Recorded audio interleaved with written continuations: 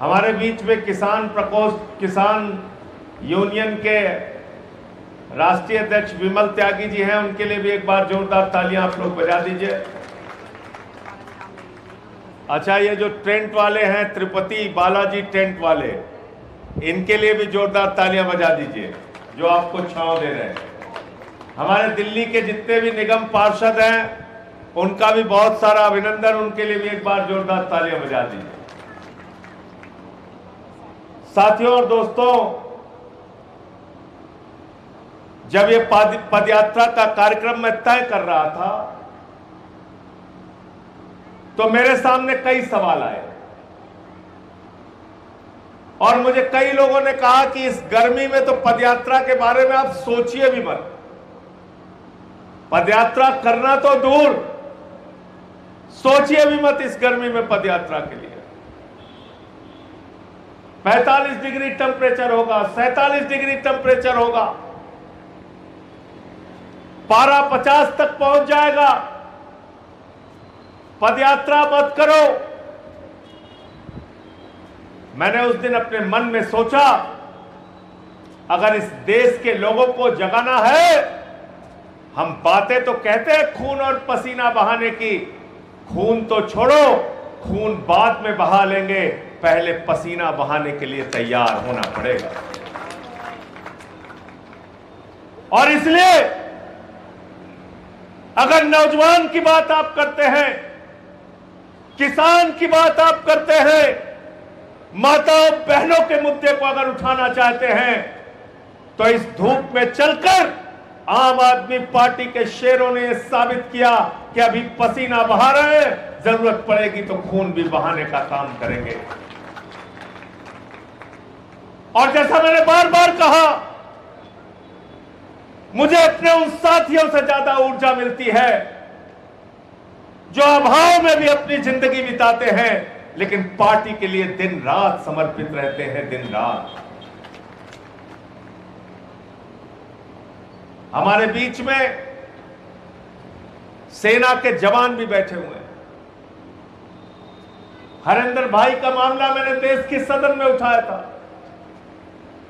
चंदू चौहान जी यहां पे बैठे हुए हैं, उनका भी मामला मैंने कल सुना और कल उनके लिए प्रेस कॉन्फ्रेंस करके उनका भी मामला, जवानों का मामला मैं प्रेस वार्ता करके उठाने का काम करूंगा। इस देश का जवान जो सरहदों पर रह के भारत माता की रक्षा करता है, -50 डिग्री टेम्परेचर में सियाचिन में भारत की रक्षा करता है, +50 डिग्री टेम्परेचर में जैसलमेर में रह के भारत की रक्षा करता है, उस जवान के साथ नौकर जैसा व्यवहार किया जाएगा तो इस बात को आम आदमी पार्टी कतई बर्दाश्त नहीं करेगी। हम लोगों ने सदन में यह मामला उठाया, आगे भी इसको उठाएंगे। साथियों और दोस्तों, जब हम नौजवान की बात करते हैं तो अभी पेपर लीक का मुद्दा बहुत गर्म है, लेकिन जरा आप सोचिए, कल्पना कीजिए, उत्तर प्रदेश में क्या क्या लीक नहीं हुआ। लेखपाल की परीक्षा हुई, पेपर लीक हो गया। सिपाही की परीक्षा हुई, पेपर लीक हो गया। दरोगा की परीक्षा हुई, पेपर लीक हो गया। यहां तक कि पीसीएसजे की परीक्षा हुई, पेपर लीक हो गया। हाई स्कूल इंटर की परीक्षा हुई, पेपर लीक हो गया। डॉक्टर इंजीनियर बनने की परीक्षा हुई, पेपर लीक हो गया। और अभी तो नीट की परीक्षा का पेपर लीक हुआ। 22 लाख नौजवानों की जिंदगी बर्बाद हो गई। यह इसलिए हो रहा है कि इस देश का नौजवान सड़कों पर नहीं उतरता। अगर इस देश का नौजवान सड़कों पर उतरने के लिए तैयार हो जाए तो मोदी नहीं, मोदी के 10 पुश्तें भी हिम्मत नहीं करेंगी पेपर लीक करने का।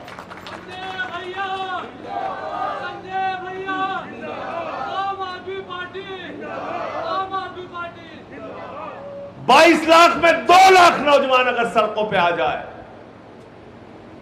तो हिम्मत नहीं है मोदी सरकार की कि दोबारा पेपर लीक हो जाए। क्या आपको लगता है ये पेपर लीक ये ऐसे ही पेपर लीक हो रहा है।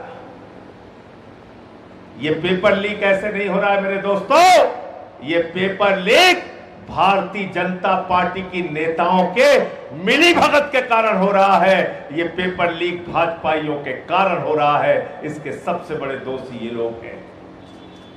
और कारोबार कितना बड़ा है, 8 से 10 हजार करोड़ का पेपर लीक का कारोबार है। 8 से 10 हजार करोड़ का। आप सोचिए 60 लाख रुपए में नीट का पेपर बिका और 22 लाख छात्रों ने इसमें हिस्सा लिया।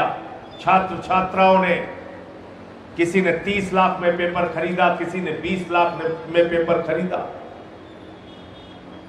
बड़े परिश्रम से तैयारी की।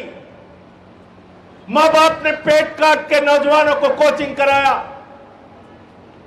दिल्ली में कोचिंग कराई, गाजियाबाद में कोचिंग कराई, मेरठ में कराई, प्रयागराज में कराई, लखनऊ में कराई, आगरा में कराई, अलीगढ़ में कराई कि हमारा बच्चा डॉक्टर बनेगा, हमारी बिटिया डॉक्टर बनेगी। हमारे दिल्ली में रहने वाली अंशिका पांडे, वो बच्ची 4 अंकों से रह गई थी पिछली बार। इस बार बड़ी मेहनत से उसने तैयारी की, परीक्षा दिया, उसको उम्मीद थी कि डॉक्टर बनूंगी, लेकिन क्या पता था कि मोदी के राज में पेपर लीक हो जाएगा और उस बच्ची ने आत्महत्या कर ली। लखीमपुर के नौजवान ने आत्महत्या कर ली, गोवा के नौजवान ने आत्महत्या कर ली। 4 लोगों ने अब तक अपनी जान दे दी। ये नीट के पेपर लीक के कारण जिन 4 लोगों ने अपनी जान दी है, ये आत्महत्या नहीं, नरेंद्र मोदी की सरकार के द्वारा की गई हत्या है, हत्या है और हत्या है।